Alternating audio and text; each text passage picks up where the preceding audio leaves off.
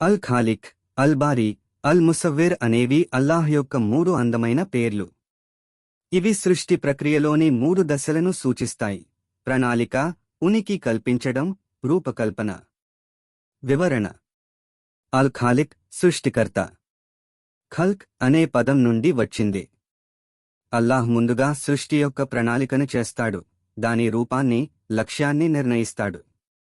ఉదాహరణ: మనిషి, జంతువు, విశ్వం, all are first decreed by Allah's will.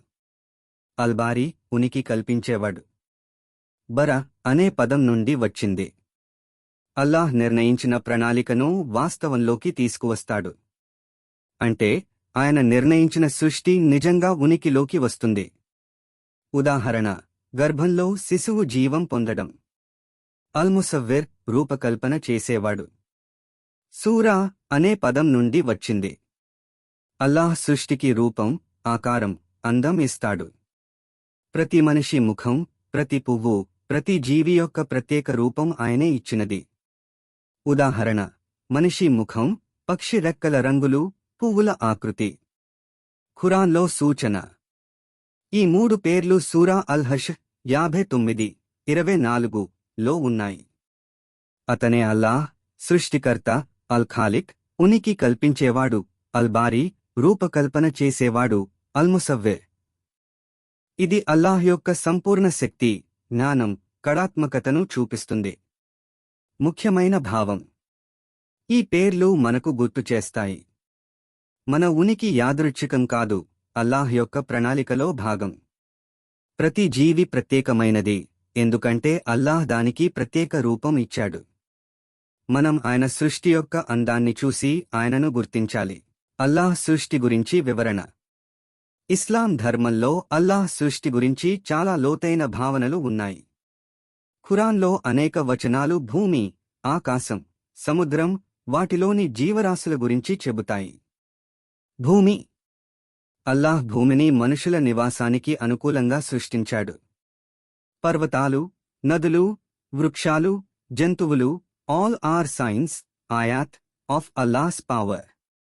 భూమి మనిషి జీవనానికి అవసరమైన ఆహారం, నీరు, వాతావరణం అందిస్తుంది. ఆకాశం: ఆకాశాన్ని అల్లాహ్ సమస్తం నిలిచే పైకప్పుగా వర్ణించాడు. నక్షత్రాలు, గ్రహాలు, సూర్యుడు, చంద్రుడు, all are created to guide humans and mark time. ఆకాశం అల్లాహ్ మహిమను ప్రతిబింబించే ఒక విశాలమైన సృష్టి.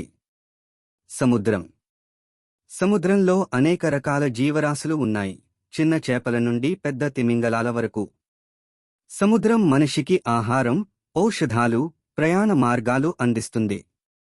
ఖురాన్లో సముద్రంలో 2 రకాల నీరు, తీపి, ఉప్పు, అల్లాహ్ కలిపి ఉంచాడు అని చెప్పబడింది.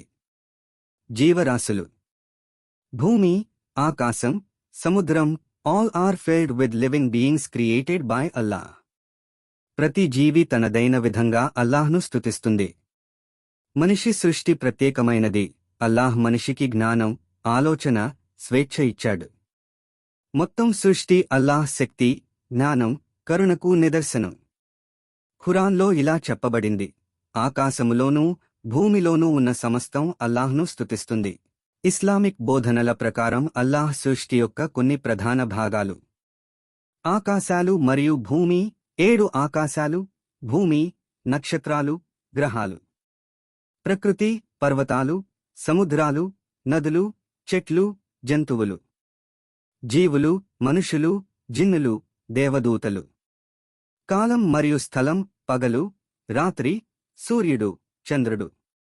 అదృశ్య లోకం, పరలోకం, జన్నత్, నరకం, జహన్నం.